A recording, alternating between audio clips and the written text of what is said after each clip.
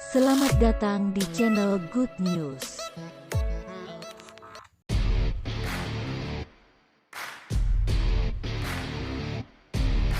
Halo Sobat Proliga, jadwal voli Proliga 2022 pekan keempat mempertemukan Palembang Bang Sumsel Babel versus Jakarta BNI 46, Minggu, tanggal 30 Januari tahun 2022.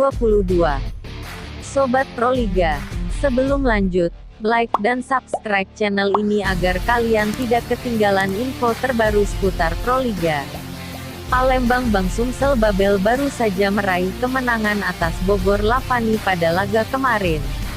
Kini Sandi Akbar dan kawan-kawan memiliki poin 4 dari 4 pertandingan yang sudah dijalani. Begitu juga dengan Jakarta BNI 46 yang mengumpulkan 4 poin dari 4 pertandingan.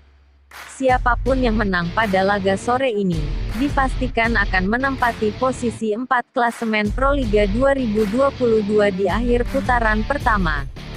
Kemenangan tentunya sangat penting bagi kedua tim untuk modal persaingan menuju babak final for Proliga 2022.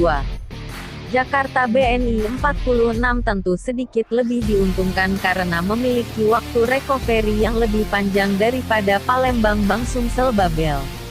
Tim manakah yang akan meraih kemenangan dan berhak menempati posisi keempat?